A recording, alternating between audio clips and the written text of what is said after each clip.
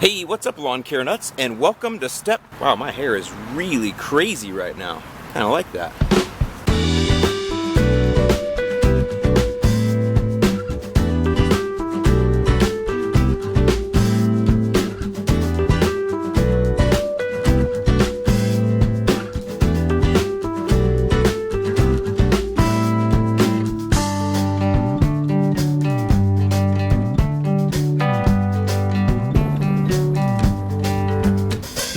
So welcome to step 2 of Southern Lawn Bermuda seeding. I don't know what we're calling this, but this is definitely step 2. And as you can tell, behind me, step 1 worked really well.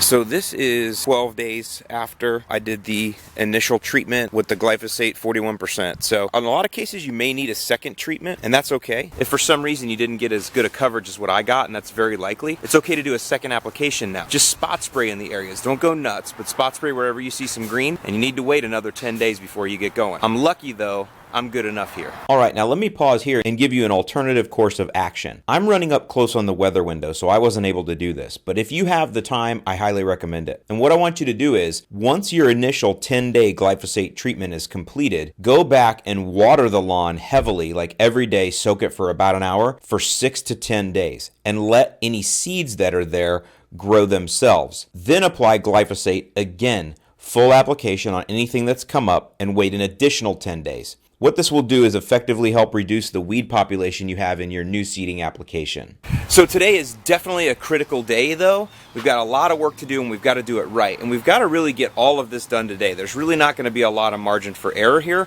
because I'm running up close on the weather window.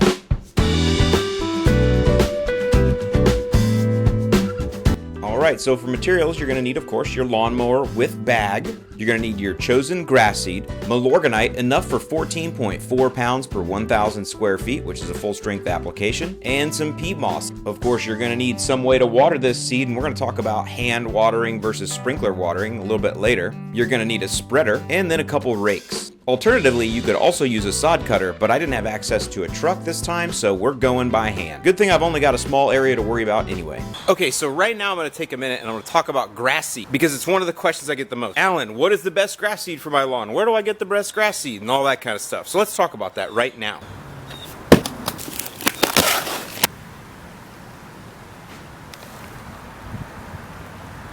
So what is the best grass seed? It's not a kind of grass seed because that's going to vary depending where you live. But what I will tell you is there's basically 3 kinds of places that I classify where you can get seed. The first is going to be your big box store, your public, your homeowner supplier, right? They're going to have brands like Scott's and Pennington. Are these good seeds? Yes, they're great. Is there anything wrong with them? I think maybe they're a little more expensive, but again, the one reason that a lot of you will go to a big box store like a Home Depot or Lowe's is because you can get small quantities, 5, 10-pound bags, even 2-pound bags sometimes. You're not going to be able to get that at our next classification, which would be a landscape supply center. A place like I always recommend is John Deere Landscapes. They're going to sell really good quality seed and they're going to sell it in bulk, 50-pound bags and larger, so it's going to be cheaper on a per-pound basis.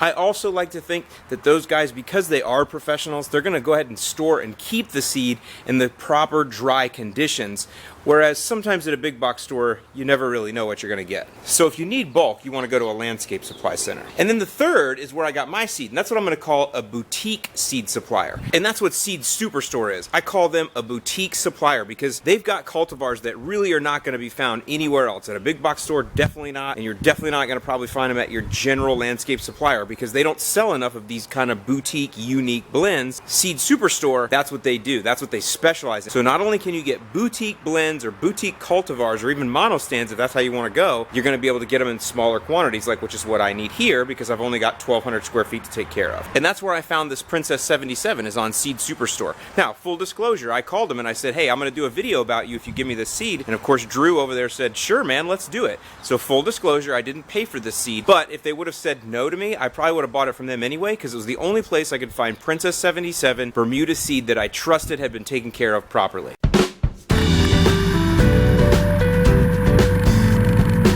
Okay, so the next step's gonna require your mower. What we're gonna do is we're gonna scalp this stuff all the way down to the ground as far as we can. Keep in mind, your lawnmower blade is gonna be toasted when you're done with this, especially if you have sandy soil like I do, and getting all that stirred up under there, especially sand, is gonna dull your mower blade quick. So this is it for that blade. It'll need to be sharpened after you do this. And of course, it probably goes without saying, but I might as well say it. You need to go ahead and bag these clippings. Let's get this stuff out of here.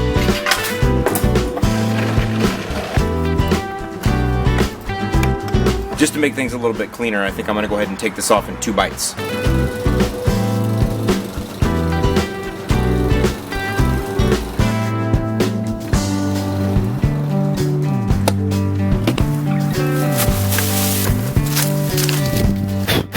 I think I told you, but if I didn't, this is really dirty work.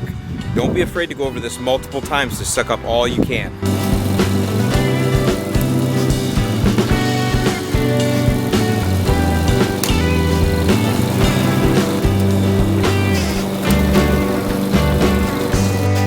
So you might be wondering why you see me rocking back and forth like that and going back and forth like I'm vacuuming a carpet. Well, the reason that is because when you go forwards, the blade cuts a little bit differently against what it's cutting against is when you go backwards. It's a little different motion, so it cuts a little bit more than you cut going the first way forward. Plus, the weight of the thing, especially when you have a full bag, will lean forward and back, and that'll also help you cut a little bit more off. So that's one way to do it in squares like that, but it totally makes you look crazy.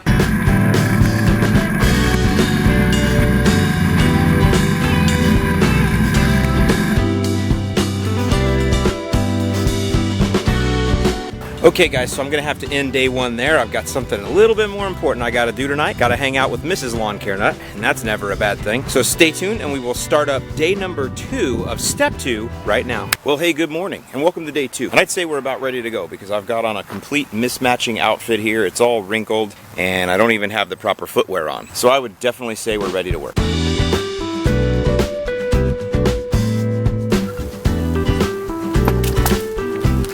Okay, now it's time for raking. Now there's a couple things here that I want to tell you, and these are some things that a lot of people will disagree with me on, but that's okay. And what I'm going to tell you is you only have to remove 65 to 70% of the material in this area.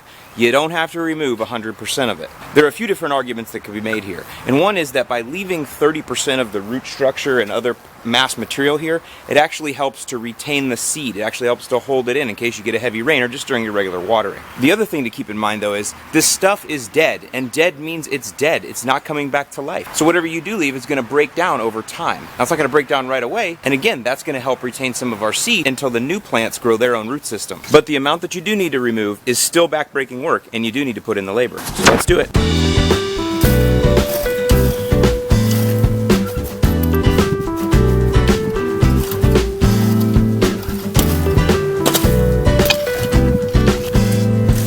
Now, if you're doing a larger area than I am, I'm doing about 1,200 square feet here, you know, in front and behind the fence. If you have a much larger area than this, obviously this would be tough, so get some friends to help, or just go rent a rototiller. That would certainly help. Just be careful if you have underground sprinklers that you don't get too deep and nail them.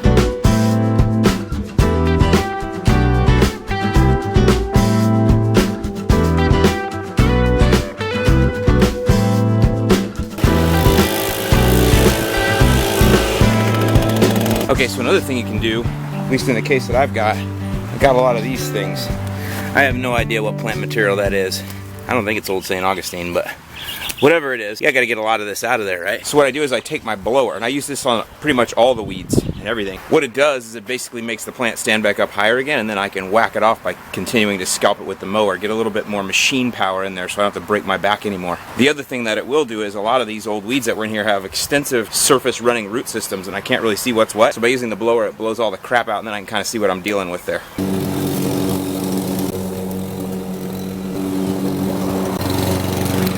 And remember, the ultimate goal is seed to soil contact, not necessarily to get rid of all this stuff. So you can see there is quite a bit of this material still in here, and that's going to disintegrate and go away over time. I know it seems gnarly, but can we get seed to soil contact in here? And the answer is yes. We can get excellent seed to soil contact here, and that's what we want. Now, I'm not saying I'm done here. I need to go ahead and clean this up just a little bit more, but we're getting close for sure.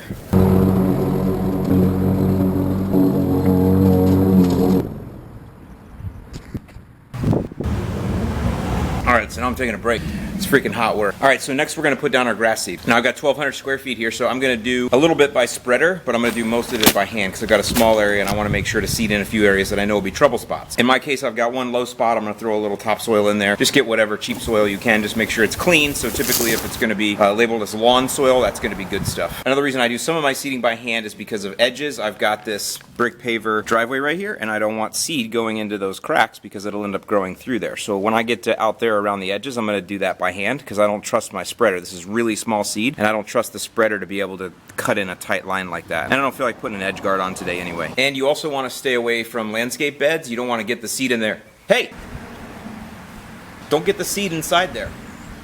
You want to make sure you don't get seed inside your landscape beds because you don't want grass growing in there either.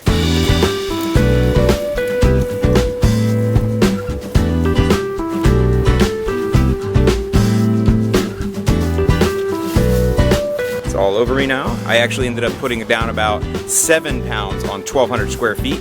So, hey, but like I said, seed is cheap. Use it while you got it. Here you can see what my coverage looks like. This is good coverage that we want. Okay, next step is a very light raking. We're not trying to do anything here except just get the seed stirred up a little bit. Just turn it over. Nice and light, nice and easy, nothing too crazy. You don't want to bury it deep.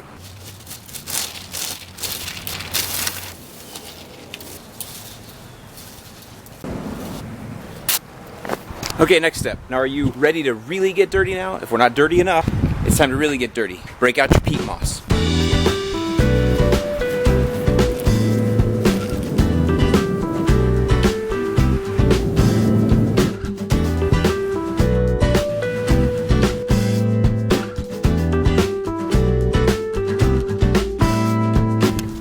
Last step is we're going to put some Milorganite down. Now, we don't need starter fertilizer. I know people get all upset about that. Just put down a little bit of Milorganite. Your grass seed's got enough nutrients inside the seed itself to get itself sprouted and get itself up there.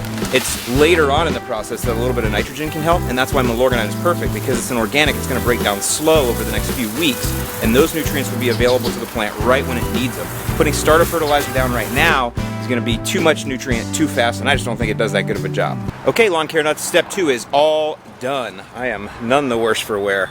Crazy. But hey, that's what it's all about. So you can see, I got to do some cleanup with the blower, of course, which I'm going to do. I'm going to blow any seed back into the lawn that may have come out here, as well as some of that peat moss. But you can see we've got everything covered up nice. Now it's all about the watering. I'll do a complete video just on the watering portion. But tonight we are going to go ahead and get our first watering down, and I want you to do that by hand because I need to be able to control the water. If you have a sprinkler, it might be a little bit too harsh blowing around here and it can push some stuff around. So we want to do the first watering by hand so we can do a nice light mist and help everything kind of pack in. So it's going to take a little while, so it might be nice to grab yourself a beer or a nice glass of wine.